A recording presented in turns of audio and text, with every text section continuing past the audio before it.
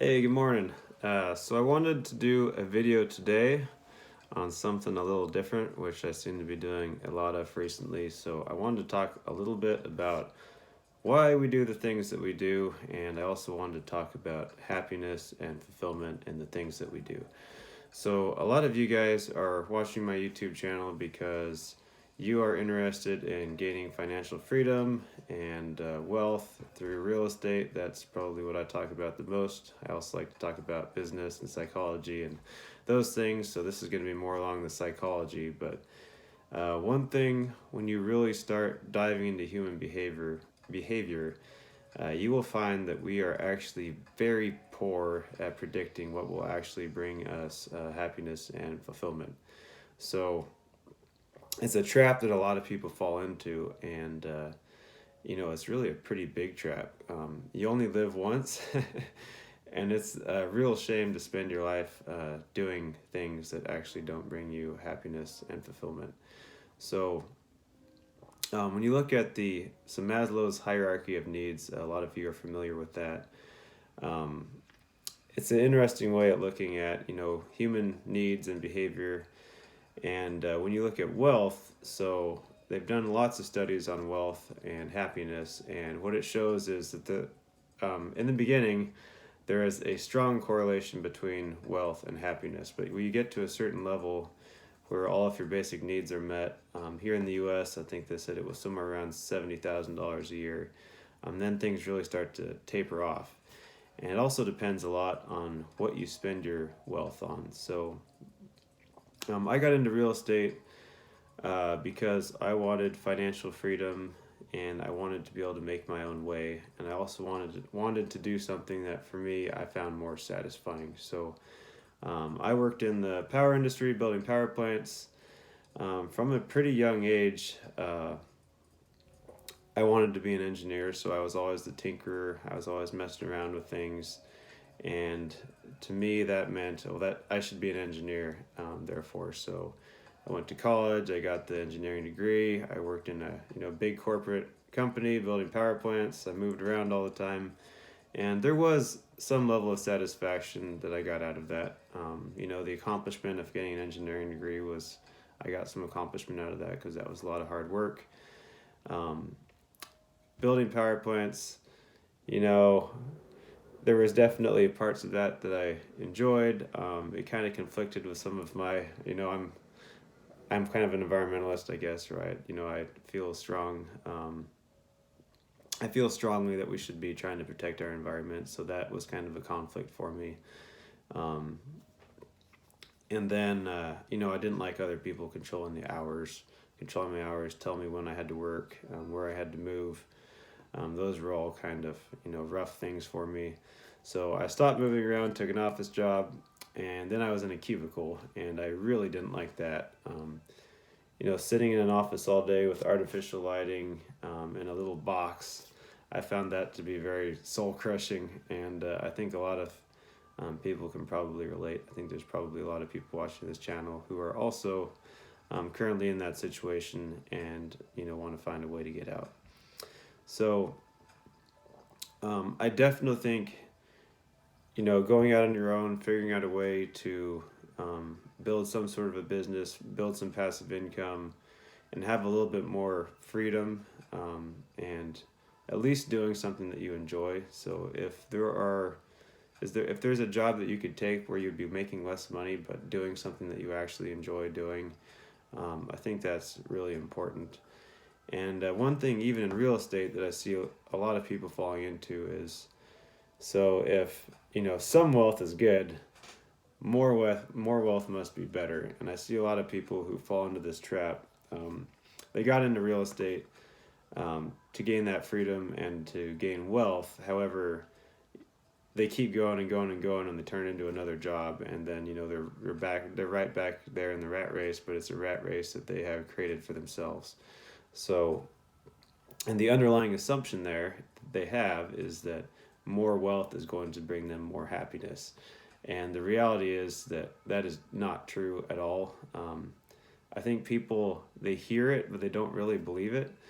Um, there's a guy named Daniel Gilbert. If you look him up on YouTube. He's done a couple of TED Talks on happiness, and he has a book. I can't remember the name of it right now, but they've done so many studies on happiness, and there is definitely, after a certain point, pretty significant diminishing returns as far as wealth bringing you happiness. So they actually did this study. It was lottery winners and paraplegics. So they took people who won the lottery and people who had been in a horrific accident and became paraplegic. And 1 year later, their baseline happiness was more or less right back to normal. So another kind of false assumption that a lot of people set up their lives by is they assume that external factors is what's going to bring them happiness and fulfillment. And there certainly is an effect. So for me, I get great satisfaction out of, I've accomplishment. So like you hear YOLO is a term that I hate. People kind of use it as an excuse to, just, live in the now without complete disregard for the future. So you kind of have to find that balance. But a lot of times the things that you put the most effort and work towards, so like for me, it's fitness. So, putting in that effort to stay in shape, I get a lot of, long-term satisfaction out of that. Music, I put in a ton of effort and work to, become skilled as a musician.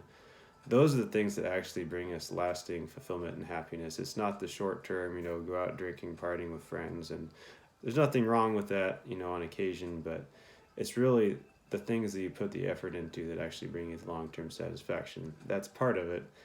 And the other part is a lot of it is actually really internal.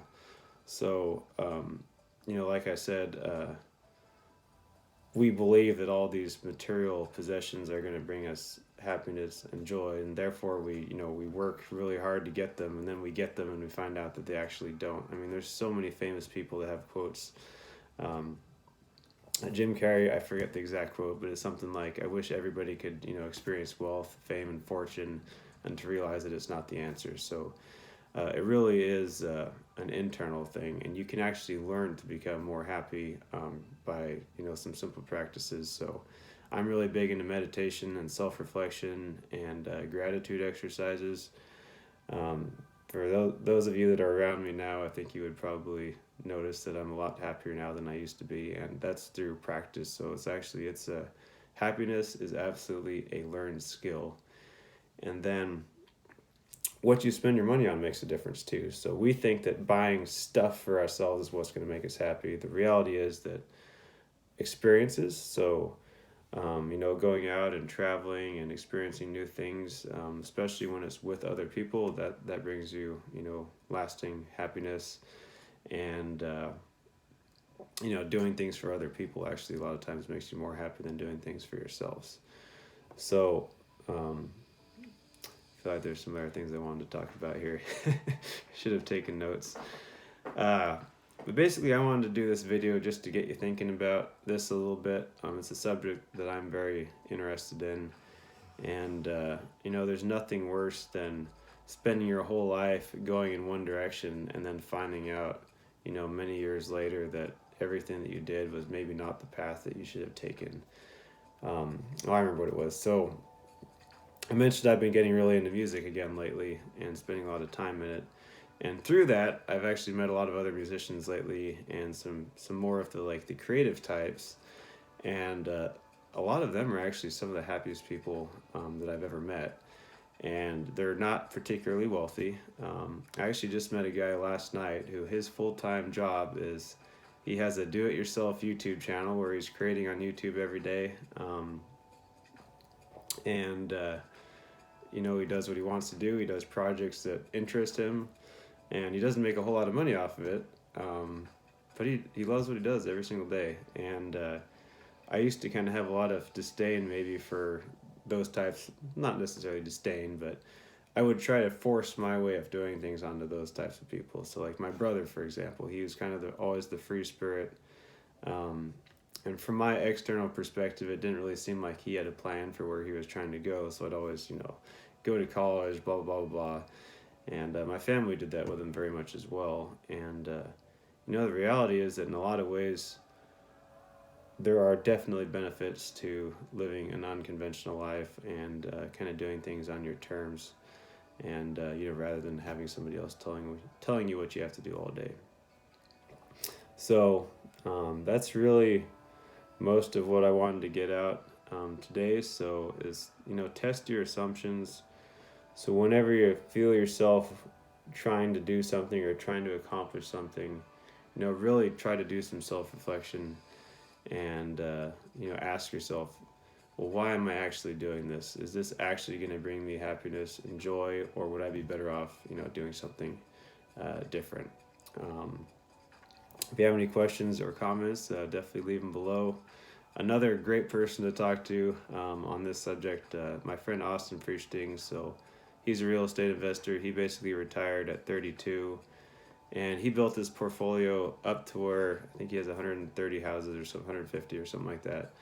And he has more than enough income to live on, but he didn't keep going. He just now he spends a lot of his time, doing other things, traveling, and same with me. He does a lot of reading and self-reflection and stuff like that. So he's one of the few people that I know that they got to that point and then they were satisfied, or they didn't try to just keep on going. So I see a lot of people in real estate who they get into it initially with the idea of becoming financially free, so they have time freedom, and then they just keep going and going and going and going and growing and growing and scaling, and they want more and more wealth so they can buy more stuff, and before you know it, they're caught up in this they were trying to get out of the rat race, and they created another rat race for themselves, and they really kind of missed the point. So that is really my message for today.